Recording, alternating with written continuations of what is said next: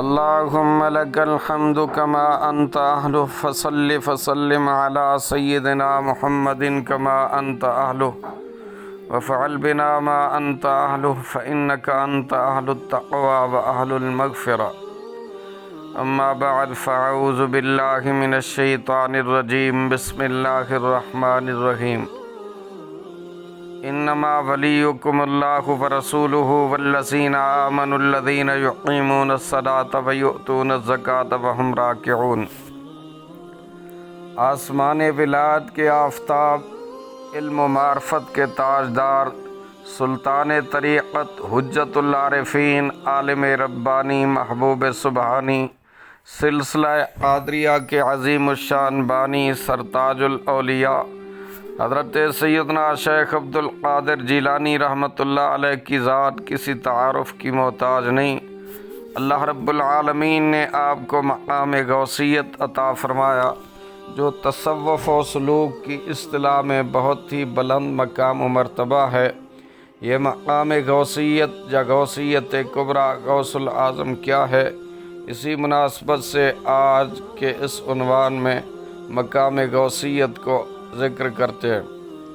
معزز سامعین و ناظرین، ولی کی جمع اولیاء ہے، اور ولی کا معنی قریب و نزدیک، محبت کرنے والا، دوست، فرما بردار، مددگار، نگہبان کے بھی آتے ہیں. ان معنی کی وضاحت کی جا رہی ہے. نمبر 1، ولی اللہ یعنی ولی اللہ کا محبوب محب بندہ. ولی وہ شخص ہے جس کی محبت خالصتاً اللہ کے لیے ہو جائے، نتیجتاً اللہ بھی اس سے محبت کرنے لگ جاتا ہے. اللہ رب العزت نے ارشاد فرمایا، یحبہم یحبونہ، اللہ ان سے محبت کرے گا، وہ اللہ سے محبت کریں گے. سورۃ الاعراف میں فرمایا، ان ولی اللہ الذی نزل الکتاب وہو یتولی الصالحین. اسی طرح سورۃ المائدہ میں فرمایا، انما ولیکم اللہ ورسولہ والذین آمنوا الذین یقیمون الصلاة ویؤتون الزکاة وہم راکعون. جو بندہ خالصتاً اللہ سے محبت کرے، اس کی محبت کا مرکز و محور اللہ کی ذات ہو جائے تو اللہ اسے دوست رکھتا ہے. اس شخصیت کو ولی کہتے ہیں. پھر اللہ تعالیٰ ایسے شخص کو دنیا آخرت میں بے شمار نعمتیں عطا فرماتا. حضور خاتم الانبیاء، فخر شہنشاہ ارض و سرا، خاتم النبیین رحمت للعالمین صلی اللہ علیہ وسلم نے ارشاد فرمایا، بے شک جب اللہ کسی بندے سے محبت فرماتا ہے، جبریل علیہ السلام کو بلا کے ارشاد فرماتا ہے کہ جبریل، میں اللہ فلاں شخص سے محبت کرتا ہوں، تم بھی اس سے محبت رکھو. تو جبریل امین علیہ السلام بھی اس سے محبت کرتے ہیں. پھر جبریل علیہ السلام آسمانوں میں اعلان فرماتے ہیں کہ اللہ تعالیٰ فلاں آدمی سے محبت فرماتا ہے، اور آسمانی مخلوق تم بھی اس سے محبت کرو. اور زمین میں بھی اللہ اس کی مقبولیت کا جھنڈا گاڑ دیتا ہے. جو شخص اللہ رب العالمین کے ساتھ دوستی و محبت رکھتا ہے، اللہ بھی اسے دوست رکھتا ہے، اور اس کی مقبولیت زمین و آسمان میں کر دی جاتی ہے. نمبر 2، ولی اللہ کا مقرب. ولی جو ہے وہ اللہ کا مقرب ترین بندہ. جس شخص کو اللہ اپنے قریب کر لے، وہ بندہ اللہ کے قریب ہو جائے، یعنی دنیا سے اس کا دل دور ہو جائے. حرص، لالچ، دنیا کی رغبت، دنیا کی ہوس، لوٹ مار، گناہ، فسق و فجور، الغرض، ہر شے سے اس کا دل دور ہو جائے، وہ ظاہراً باطناً صرف اللہ کے قریب ہو جائے. جب بندے کو ظاہر باطن میں اللہ کا قرب مل جاتا ہے، اور اس کا قلب، نفس، روح جو ہے ظاہر باطن اللہ کے قریب ہو جاتا ہے، تو وہ قربت الہیہ کی وجہ سے اللہ کا ولی ہو جاتا ہے. پھر اللہ بھی اس کے قریب ہو جاتا ہے، یعنی وہ معرفت الہی میں مستغرق ہو جاتا ہے. ایسا قرب جب بندے کو حاصل ہو جاتا ہے تو اللہ کے سوا کوئی بھی چیز اس کے دل پر اثر انداز نہیں ہوتی۔ ایسے شخص کو اللہ تعالیٰ اپنا مقرب بنا لیتا ہے۔ فَهَذَا الشَّخْصُ يَكُونُ وَلِيُّ اللَّهِ، ایک روایت کے الفاظ ہیں فَهَذَا الشَّخْصُ يَكُونُ وَلِيًّا لِلَّهِ تَعَالَى، ایسا شخص اللہ کا ولی ہو جاتا ہے۔ نمبر 3، ولی جو ہے وہ اللہ کی رضا پہ راضی رہنے والا بندہ۔ جو بندہ خود کو اللہ کے سپرد کر دے، اپنی مرضی چھوڑ کر اللہ کی مرضی کو اپنے اوپر نافذ کر لے، اپنی ترجیحات کو ترک کر دے، اللہ کے امر اور شریعت کی ترجیحات کو غالب کرے، حلال اور حرام، جائز و ناجائز، اللہ کی رضا و ناراضگی کو ہر قدم پر ملحوظ رکھے، اسے ولی کہتے ہیں۔ تمام امور میں اللہ کے اوامر و نواہی اور معاملات زندگی میں بندہ جب شریعت کے احکام کی پیروی اس طرح کرے کہ اپنی زندگی اللہ کے امر کی نگرانی اور کفالت میں دے دے، خود سے فنا ہو جائے، خود کو اللہ کے امر کے سپرد کر دے، اللہ اس کا کفیل بن جاتا ہے۔ حضرت سیدنا ابو ہریرہ رضی اللہ عنہ سے روایت ہے، حضور خاتم الانبیاء صلی اللہ علیہ وسلم نے فرمایا، اللہ عز و جل ارشاد فرماتا ہے، جس نے کسی ولی کو اذیت دی میں اس سے اعلان جنگ کرتا ہوں۔ بندہ میرا قرب سب سے زیادہ فرائض کے ذریعے حاصل کرتا ہے، نوافل کے ذریعے مسلسل قرب حاصل کرتا رہتا ہے، یہاں تک کہ میں اس سے محبت کرنے لگتا ہوں۔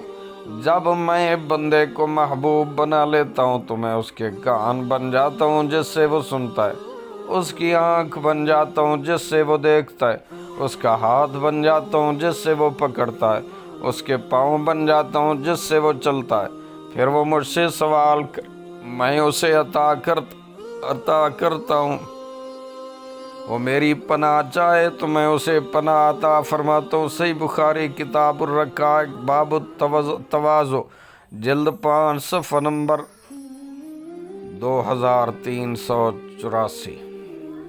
جب بندہ اس طرح کا کاملاً اللہ کی کفالت و نگرانی میں آ جائے، اللہ تعالیٰ اسے اپنی نگرانی میں لے لے، تو اس مقام کو ولایت اور اس بندے کو ولی کہتے ہیں۔ ولی اللہ کی مدد و نصرت کا حامل بندہ۔ ولی وہ ہوتا ہے جو اپنا مددگار خود نہیں رہتا بلکہ اللہ کی مدد سے جیتا ہے، اللہ کی مدد سے رہتا ہے، اللہ اس کا مددگار ہو جاتا ہے۔ ذالک بأن اللہ مولا الذین آمنوا، اللہ فرماتا ہے یہ اس لیے کہ اللہ ایمان والوں کا مددگار ہے۔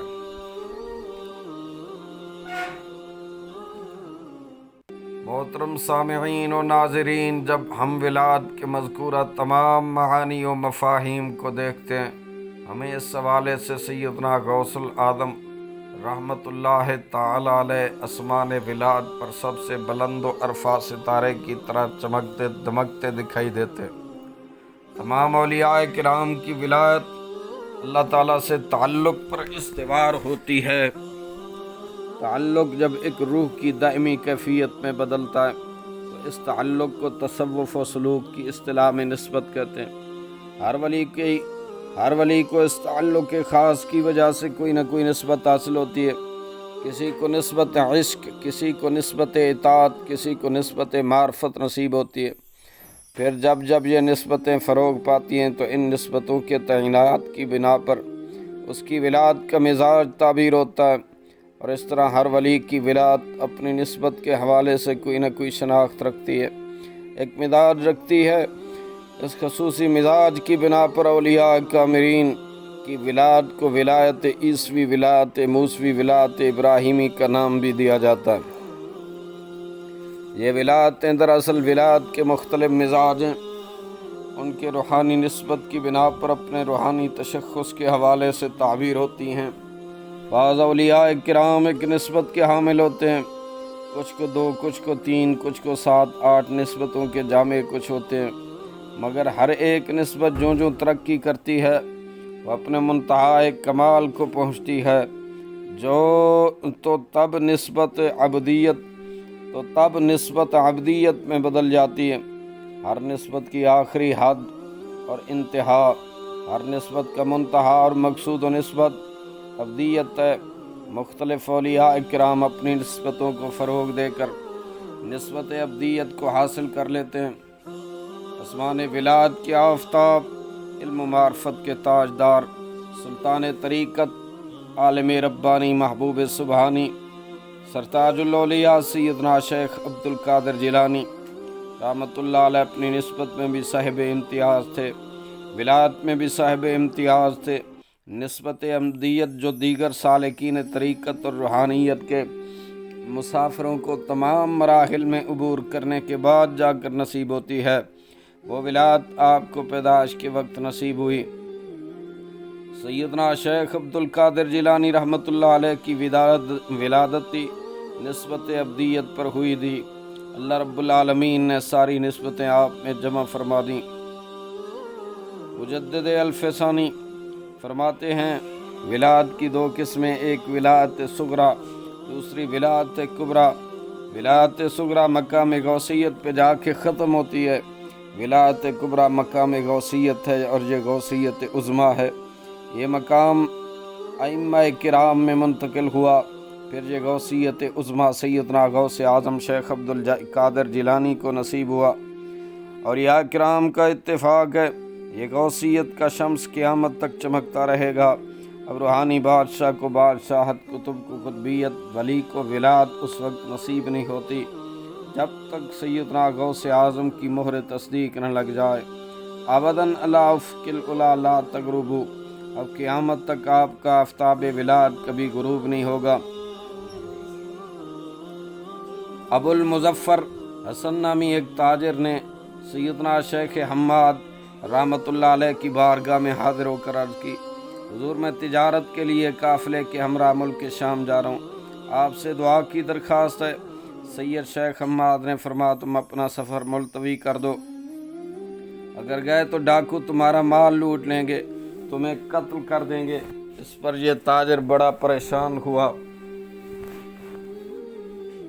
واپس آ رہا تھا، راستے میں غوث العظم شیخ عبد القادر جیلانی رحمۃ اللہ علیہ مل گئے۔ آپ نے پریشانی کی وجہ پوچھی، اس نے سارا واقعہ کیا سنایا۔ آپ نے ارشاد فرمایا تم پریشان نہ ہو، بڑے شوق سے ملک شام جاؤ، انشاءاللہ یہ سارا سفر بہتر ہو جائے گا۔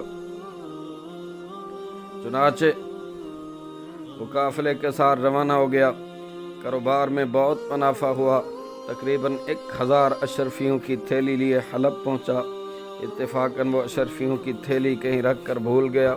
کافی دیر تک تلاش کی لیکن بے سود، آخر تھک ہار کر سو گیا۔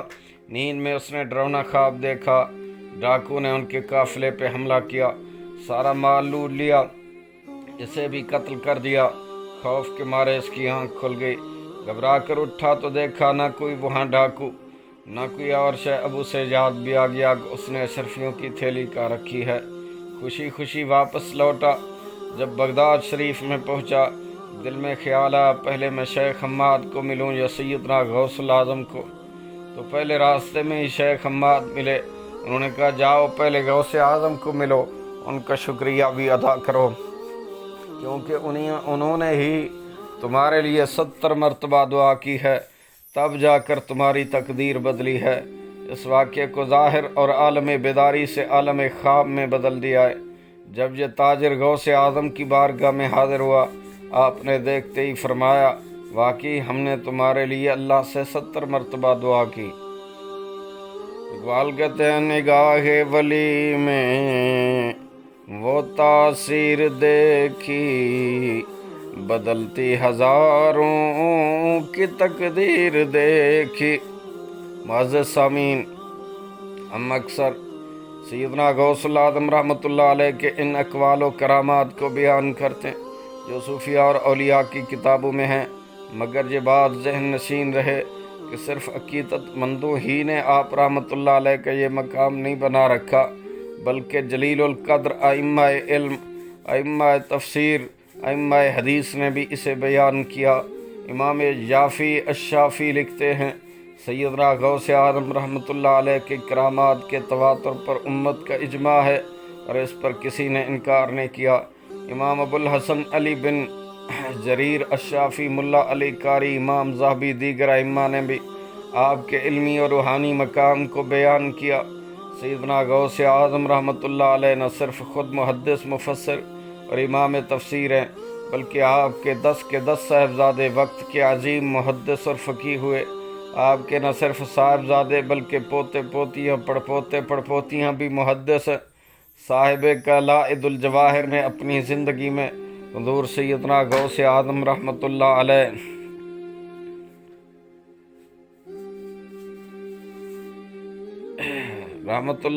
کے 12 پشتوں تک کے احوال کا مطالعہ کیا۔ وہ لکھتے ہیں کہ آپ رحمۃ اللہ علیہ کی 12 پشتوں تک کے افراد عظیم مفسرین، محدثین، فقہا ہوئے، یعنی اتنا علم آقا کریم صلی اللہ علیہ وسلم کی امت میں سرکار غوث پاک کی اولاد نے ان کو فیض سے تقسیم کیا ہے۔ الحمدللہ ثم الحمدللہ۔ برادران اسلام، جو علمی فیض ہمارے جامعہ اسلامیہ عربیہ انوار العلوم کی صورت میں آج بھی جاری ہے، جس کی غزالی زماں رازی دورہ علامہ سید احمد سعید کاظمی رحمۃ اللہ علیہ نے 1944 میں ملتان کی سرزمین پر بنیاد رکھی۔ ملک و بیرون ملک سے تعلق رکھنے والے احباب نے ہر دور میں اپنی علمی تشنگی اسی ادارے سے بجھائی۔ دور جدید کے تقاضوں کے مطابق اس ادارہ جامعہ اسلامیہ عربیہ انوار العلوم نے ترقی کی۔ آج الحمدللہ یہ ادارہ ایک بہت بڑی یونیورسٹی کی صورت اختیار کر چکا ہے۔